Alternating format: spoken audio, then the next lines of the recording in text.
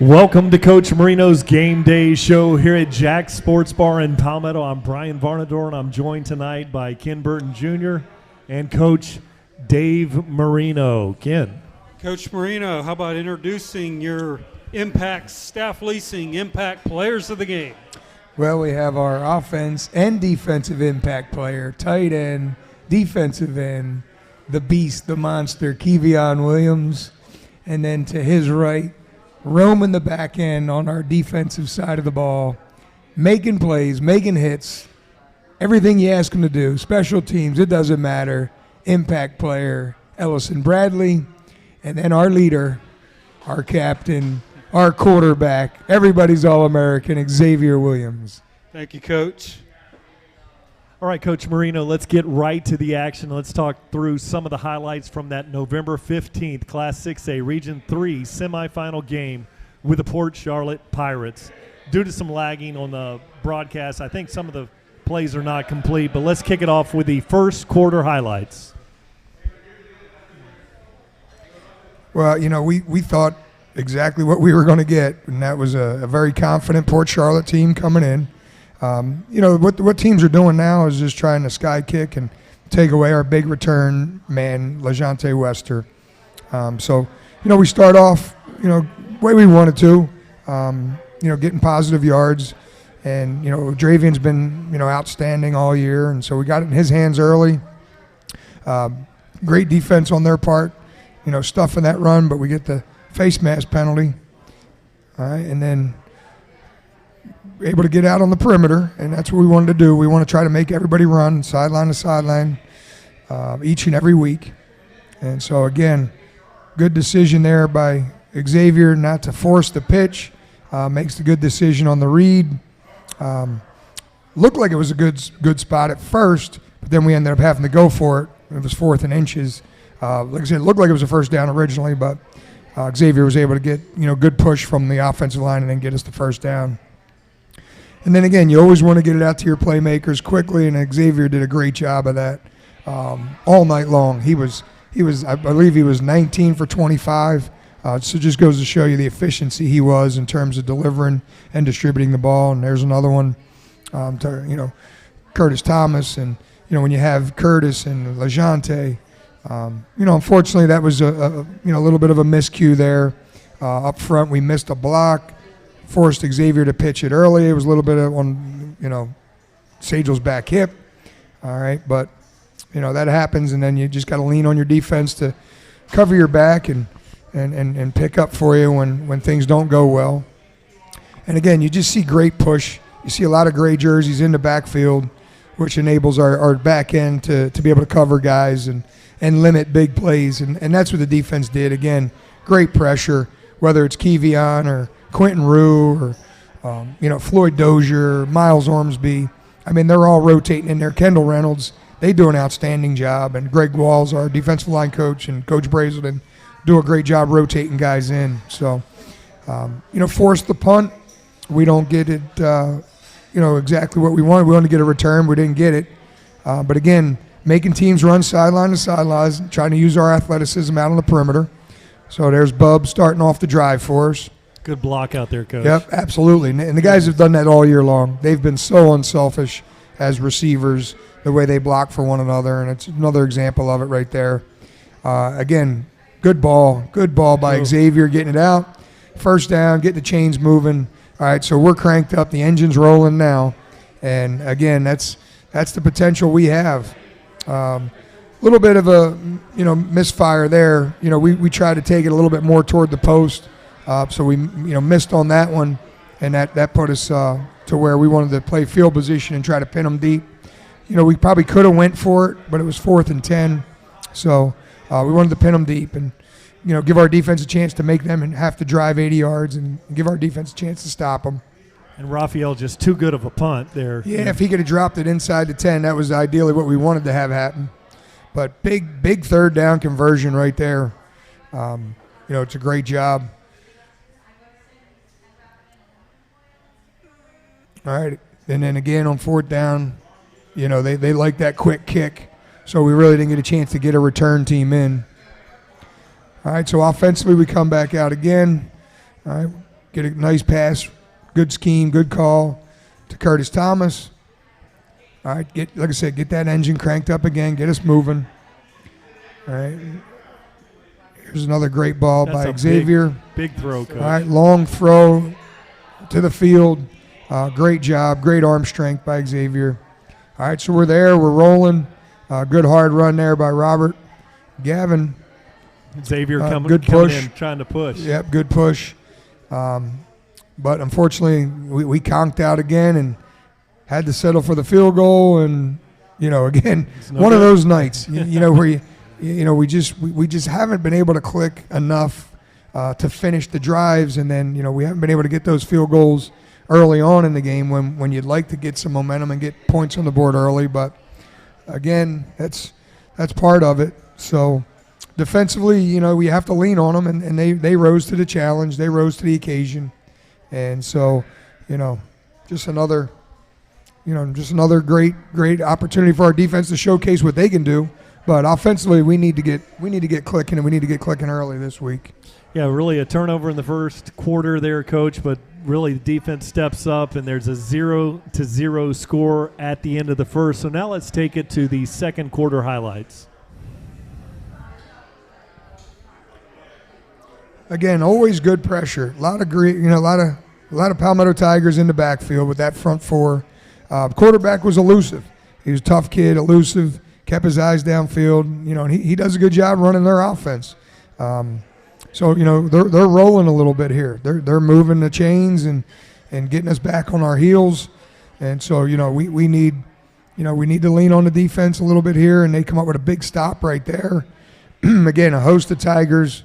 Led by Kevion and Matty Wyatt at linebacker, Mike Brown, and all the D linemen we talked about. But, right there, we didn't get the back end fill that we usually get out of those guys. So, they're right there and knocking on the door. And usually we do a decent job of shutting the door, but unfortunately not so Friday night. So Port Charlotte gets on the board first and jumps out to a 7-0 lead. And again, we knew we were going to be in a dogfight. We knew they were going to come in confident, and again, we just need to start faster and just be a little bit cleaner, play a better game, be a little bit more disciplined, and hopefully get our offense clicking on all cylinders throughout the entire drive. Kobe Mays. Yeah, great play there. Great read, great throw, great catch, good catch after the run. So again, that's the potential we have. And then Xavier makes a good decision right there to keep it and get us in the end zone. So, all right, you got a game now, 7-7. Obviously we wanted to start faster, but at least now we're back rolling. We're in the game and having some success offensively and finishing a drive right there. And nearly the high kick there and trying to get a chance, nearly forced a fumble right there, Coach. Correct, yeah. And our kickoff team does a great job. And right there, that kid's a tough kid. He's a beast. He's had a hell of a year, and again, our defense, did a decent job corralling him. But right there, that's where we have to improve. We cannot continue to give our other teams, our opponents, easy first downs, and we got to make them earn it. And then offensively, we have to be a little bit more disciplined to not hurt ourselves by jumping off sides. And we're doing too much of that as well. So big fourth down conversion there, and he drops the snap, kind of freezes the defensive line there, and he gets a first down. And the O-line did a great job giving him push. All right, and then I believe we jumped prior to give them the 3rd and 5, and now you're That's 4th and 5. So again, they try a little trickery, but defense holds up big time. Big time all right, play. Quint Rue coming in, making a big stop. Giving us a short field, and offensively, now it's our time. And Xavier makes a great decision there. It's not there to tuck it and run. Gets us into a nice, manageable, short yardage 3rd down. Oh, nice. And then what a catch, by Curtis Thomas. And he just did an outstanding job. Covers the ball, protects it because, he knows how we've struggled turning the ball over. So he's laser sharp, focused, ready to go. All right, and then just a punishing run there by Sajel Hickson, getting us those extra yards after contact. All right, but then again, this is where we hurt ourselves, with another penalty. We're not set. We're moving. And like I said, we just got to do a better job of that. That's been the issue the last 2 weeks. Too many penalties and too many turnovers. So we got to protect the ball. We got to play a cleaner, more disciplined game on offense to get this offense cranked up and rolling again. So again, we're playing from behind the chains. But what a play to battle back from that, 2nd and 14. Xavier makes a great read and Sajo makes a great catch. Here they block the extra point, Coach. And that's, again, we're just not clicking, all the time together. You want to go up 14-7. Yeah. Obviously, you take the lead into half, but not the way you want to finish. Momentum is on our side, and we got to take advantage of momentum. And that just seems like we do a great job. Our team does a great job fighting back from the adversities. A lot of it's self-inflicted, but we got to get back to taking control of the game from the beginning and not doing those things to ourselves.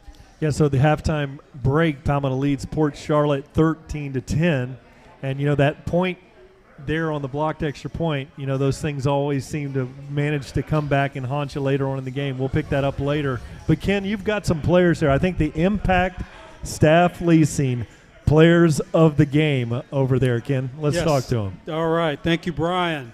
First of all, Ellison, defensive back, playing the secondary, 5 solo tackles. 2 for losses, quarterback sack from the blind side. You remind me of old Rondé Barber back when he used to do that for the Buccaneers. Was that part of the game plan for the week, or is that something that y'all determined you find out at the game? During the week, we didn't do blitzes for me. It was just something Coach Cucci just came up with. He thought it'd be a good idea because nobody was on the backside to block me, so. Well, it was very evident, and it paid off big dividends, and you get to be here tonight with us. Also noticed that last play of the game, that Hail Mary pass that they threw up. We never should have been in that position. What was your responsibility on that play, and tell us what you saw. So I got on that play, we were running blue, and I just got deep. Basically, he didn't really even call blue. He just said, y'all line up back here and make sure he don't catch the ball. So at first, I see somebody run up the seam, so I went to go get him. He was open, and then I seen the other dude, and I ran back. I didn't see our corner had him over there, so I ran back to him. And while the ball was in there, I was just thinking, like, please don't catch this. I do not want this to be my last game. And really what happened is he went up for the ball, and I hit him in the helmet, and he dropped the ball. Like, none of us hit the ball.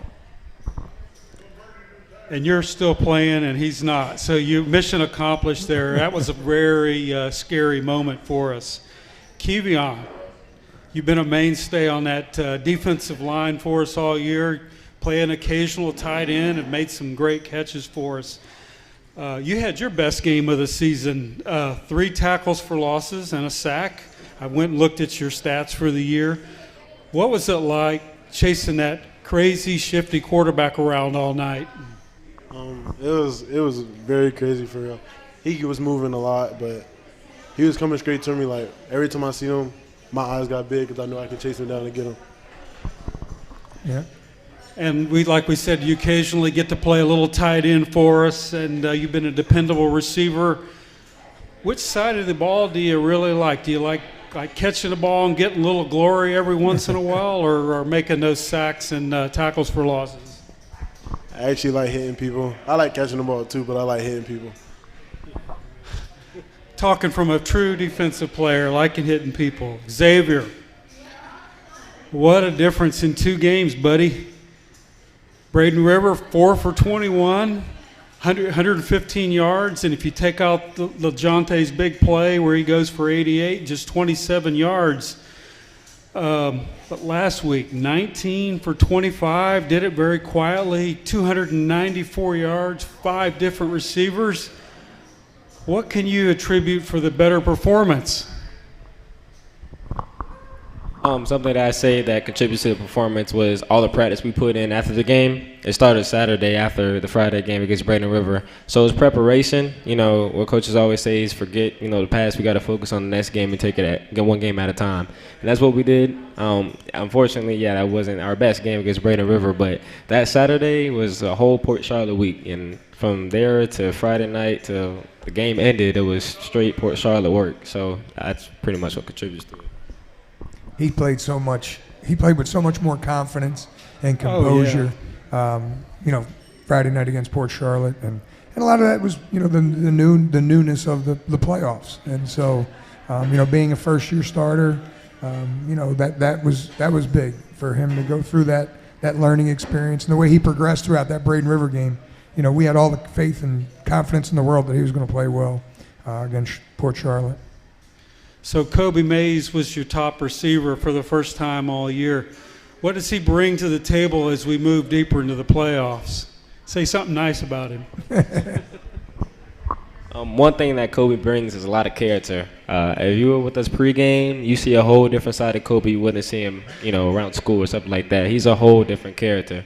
So he pretty much lifts everybody up, even when there's mistakes going on. And that's pretty much what he brings. So you can't be around him if you're not a positive person. If you're a negative person, he's going to make you positive. And with the game that he had, that's just a result of what he does before games and in practices and even outside of football. So that's what he brings to our table as a football program. Another interesting note about Kobe, he went through a lot of adversity early on in the season. Obviously, as everybody knows, he missed most of the season after that knee surgery. And for a kid that had such high hopes and expectations for himself and wanting to be around his teammate and not being able to be there, that was tough. That was very difficult for him. And, to battle through that, we knew that we needed to get Kobe's confidence back, and we needed him to know that we still believed in him. And so that was the reason why we made him a captain Friday night.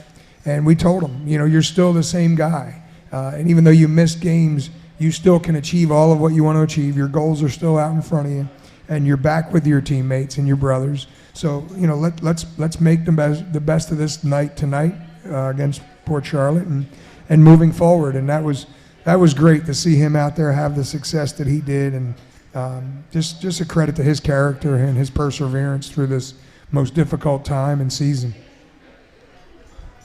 One more question for Xavier. A real tense moment when you went down, didn't finish the game due to the leg injury, and Coach said afterwards to the media it was a bruise. What you been doing to get ready for Friday? I've taken a lot of treatment, a lot of ice, a lot of just stretches and stuff like that. It was a deep bruise and caught me off guard a little bit during the game, but I'm doing back well, and, it feels good to not be hurt, because just sitting out just for those 3 minutes felt like I sat out for a whole season, so it's good to come back to this recovery. Very good. Back to you, Brian, as we get to the second half. Yeah, I just wanted to say, guys, what a privilege it is. We have Tom Porter, our sideline reporter, over here with us in the house, and we so enjoy watching you guys play. You're making a lot of fun for us on the call, and you're all so talented, and it's just a delight. I mean, as you get nicked out there, we're saying prayers for you during the week, and we just wanted you to know the TigerVision crew. We have y'all's back. It is a delight to watch y'all, and we appreciate you guys. Absolutely. Now, with that, I'm going to turn it over to the third quarter highlights with Coach Marino. So again, we wanted to be up 14-7, but 13's good enough. So we get a good, decent return here. They get the return, and defensively, we made that same mistake where we're giving them easy yards. So hopefully we'll correct that. We've spent a lot more time. We do it every week. Our defensive line coaches, our defense coordinator, Coach Cucci, spend so much time. We as an offense try to get teams to jump off sides. So it's nothing that they're not used to, that they're not prepared to do. But for whatever reason, we just lost our focus a little bit Friday night. But hopefully, like I said, we'll improve in that area as well this coming week. So it's nice having a free safety that's also a punt returner, and Jock Hughes, who's able to get us a few hidden yards there off that quick pooch kick. All right, so again, great blocking on the perimeter by Curtis Thomas and LeJante Wester and getting Bub out there. Unfortunately, like I said, it looked like he didn't have control of it. He was out of bounds, but we don't have the luxury. I would have thrown a red flag there, but it is what it is. We just got to protect the football better. We just have to play better offensively, protecting the ball, and like I said, being more disciplined and playing cleaner. But again, we have a great defense that has been able to cover our mistakes, and they do a great job here. Getting pressure again, getting guys in the backfield. All right, missed a tackle there, giving them life, and that's tough when you give those athletes they had. And they had a good football team. There's no doubt about it. They did. And the kid makes a great catch, great catch after, great yards after catch. But again, our defense answers. Big Floyd getting penetration in there, making a stop in the backfield. All right, they coming at the trickery there, and then wham, out of nowhere. Wow. Jalen Wester, big play right there. I mean, he was explosive and shot out of a cannon right there, which gives us a chance to, hold them to 3. And so we still got the lead, although we haven't played well offensively. Our defense gives us that chance. And again, defensive player, helping us out in the return game in Day Hill. So we get good field position, got the ball in the 40. All right, and again, it's time. It's time for us to step up, and there he was. Again, Kobe Big made time. some plays all night long. Xavier, that's a perfect ball. Yeah, outside shoulder. Right there on the sideline where so only nice. he could catch it. And then he had Kurt, but just misfired, just missed on that one. All right, and then, we have to settle for the field goal. So, again, we have to do a better job finishing drives. And like I said, I hope our kids are a little more focused and determined to do that this week.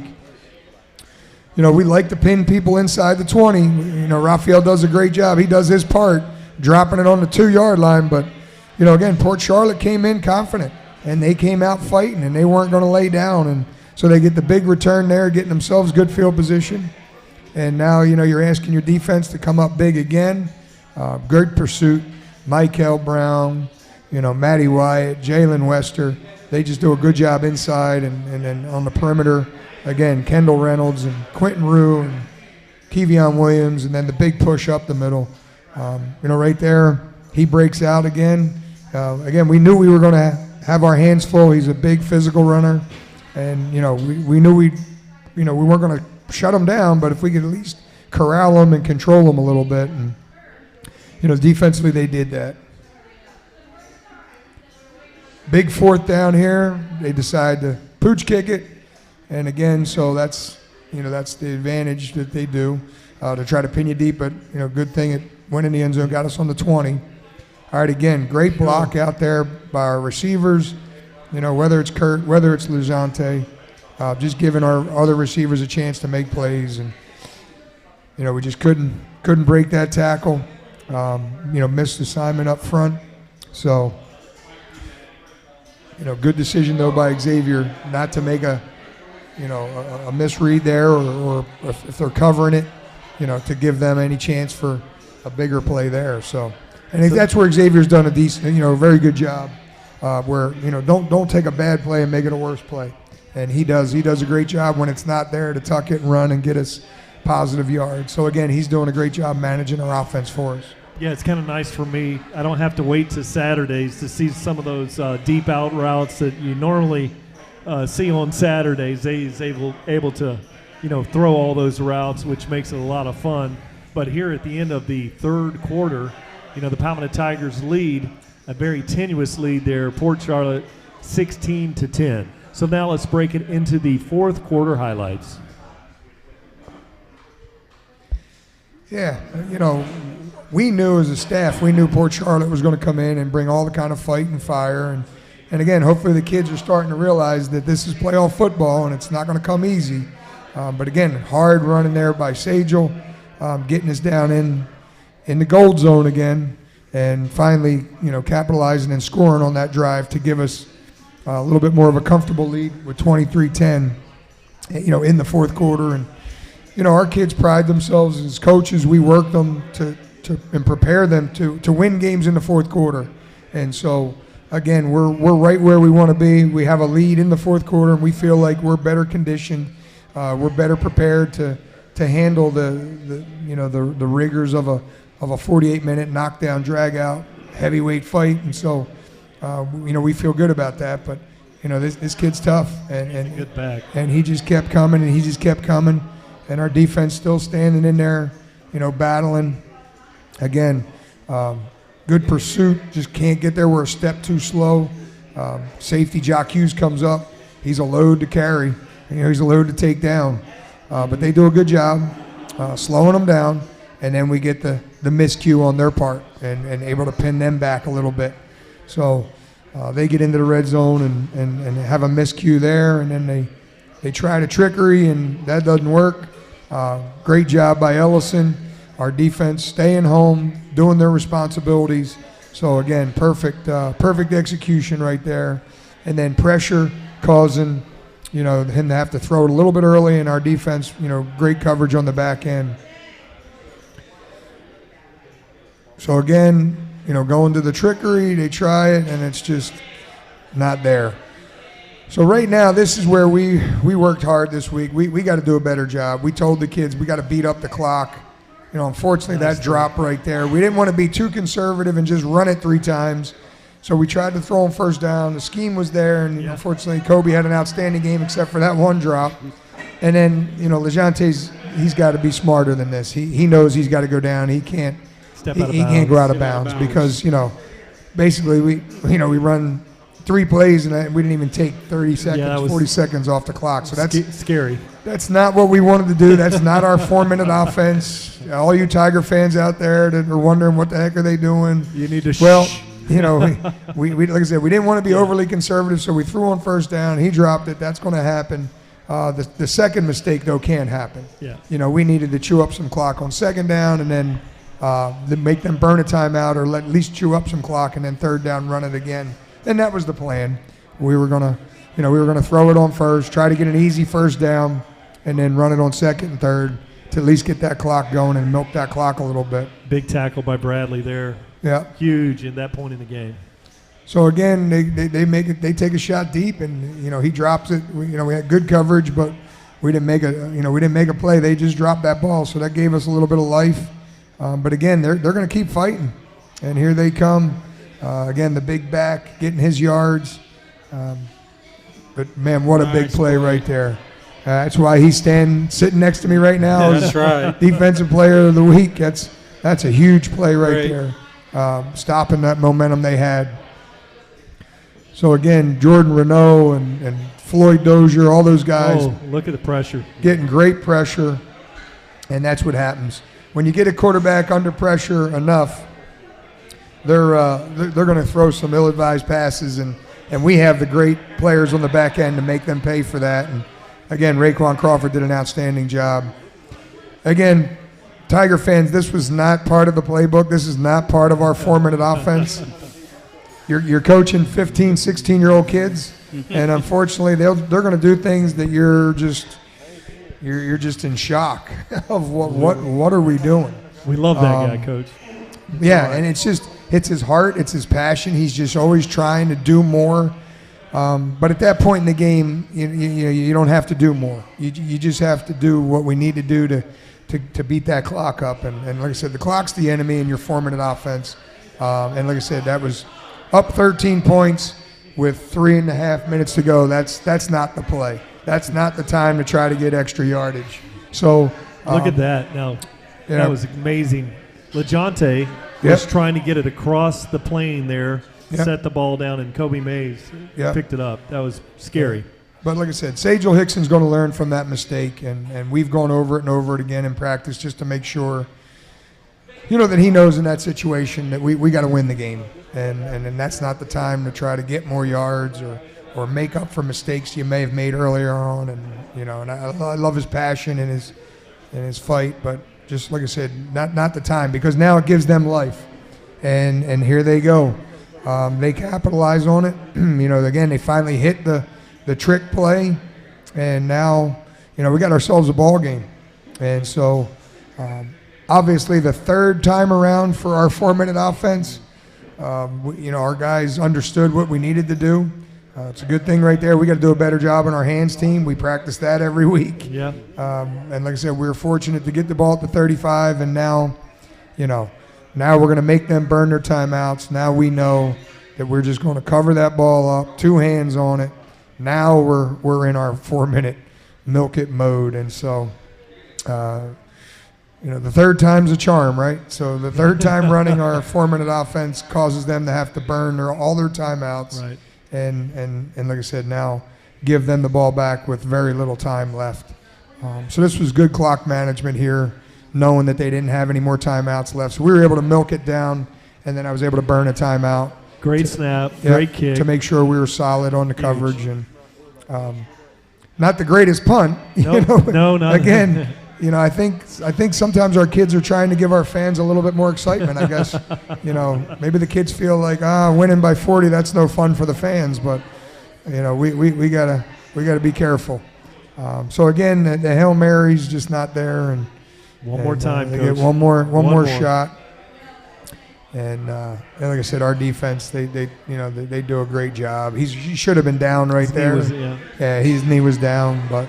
Again, we had 6 DBs back at the goal line, so great defensive effort all night long. We got to clean up some things. Again, be a little bit more disciplined, stay on side, and then offensively we have to play better, play cleaner, play more efficient, and just protect the football better. And that's something we've done all year, so it's not something we can't do or we're not capable of doing. It's what we've done, and so we just chalk it up to. Maybe a couple weeks of lack of focus, but we'll have it corrected. All right, Kent. So, Coach, after the game, one of the biggest perks I think we have in TigerVision, you allow us to be part of the post-game huddle. Not every coach would do that, and then we get to interview you afterwards. But after the game, you were very short with the players and just told them to be ready to go Saturday morning at 8:30, and probably your shortest presentation I think since we've had TigerVision. What's transpired since then, and how have the kids responded? Well, first, we meet Saturday morning, and then we have video session, and then we get our workout in to try to start breaking up the bruising and the lactic acid, and that's just part of the recovery process. But the first thing I did, I apologized to the kids, because as much as we didn't play our best game, we still won and we advanced. And so I should have congratulated the kids for the win instead of getting immediately into coach mode and preparing for Charlotte. So I apologize to our guys, and they know I love them and I care about them. And I don't want them to have to feel with that feeling that the guys had in 2011. This team's too special. They have too much potential, and I don't want them to have to go through that disappointing and that heartbreak. So they know where my heart is. It's with them. I want them to achieve everything that they're capable of and what they've set out to do. And but like I said, I did apologize because I should have congratulated them before we got into Charlotte mode. And the kids have responded. Yes, they're a great group of guys. And they know where my heart's at, and they know. That I only want the best for them, and so, they know what's the situation. Okay, Coach, let's turn our attention to this week's District 12 game. Region 3 final against the number seed Charlotte Tarpons. In the regular season, they beat Braden River 37-20, lost to Port Charlotte 24-20, our last 2 opponents. In the playoffs, they have traveled very well and knocked off the district 10 champ, Fort Pierce Westwood 20-7. And then last week, go into an undefeated District 9, Lake Gibson, and beat them 45-42 in triple overtime. Coach Waldrop has his Tarpons peaking just at the right time as they come into Harley Stadium very confident, looking for an upset. Coach, your thoughts on the Tarpons? Well, again, it's always difficult to play a team twice.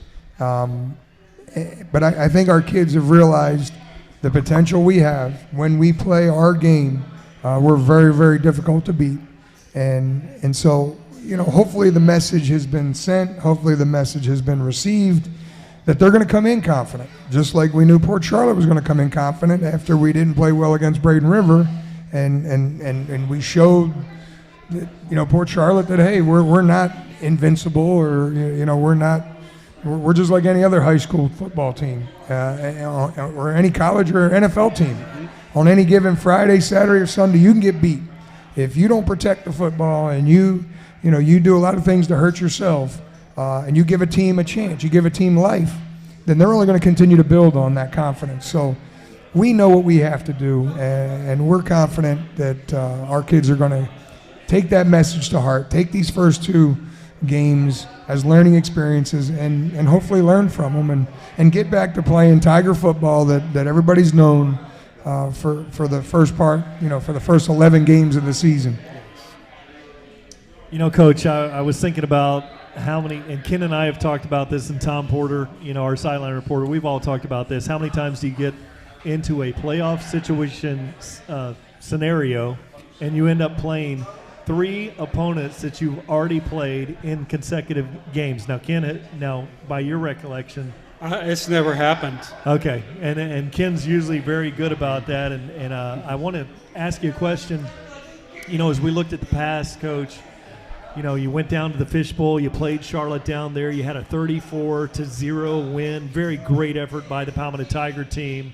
I just wanted to ask you, what does that great victory have to do with the upcoming game Friday night at Harley Stadium?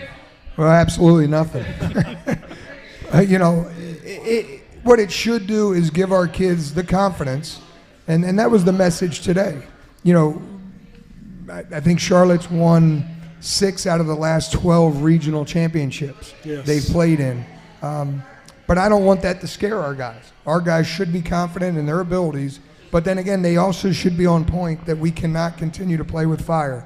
And so, because you keep sticking your hand in that fire and you're going to get burnt. And so I hope they understand Charlotte will be confident, as they should, because they've been there and done that. Palmetto's only had 3 regional championships in its entire school history. And the last one was 2011. So when you're talking about, when we took over the program, we were regional champs. And then before that, it was 86. And then before that, it was 1975. That's right. So, the tradition's just not there like it is at Charlotte. So, of course, those guys are going to come in confident. But then again, I hope the fact that we have played them and that we have beaten them, that our guys will know, just like Port Charlotte, just like Braden River, that if you stay together and you play together for 48 minutes, like we always ask them to do, that no matter what we do, if we don't play perfect, we're still going to win the game because we are the better football team. And so hopefully they're going to come in and from that game have confidence, but not overconfidence, and be a little bit more laser sharp, focused, and hungry. Well, Coach, we have the luxury of playing this game at playoff game at Harley Stadium in Palmetto, at Palmetto High School, on the campus of Palmetto High. How important is it to our team that we fill our home stadium with Tiger fans?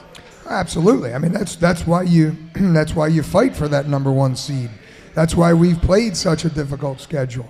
In the beginning of the season, a couple of the experts or prognosticators or whatever said, I think one of the questions was, "Hey, Coach, you got to be glad that you got rid of Venice and out of the district.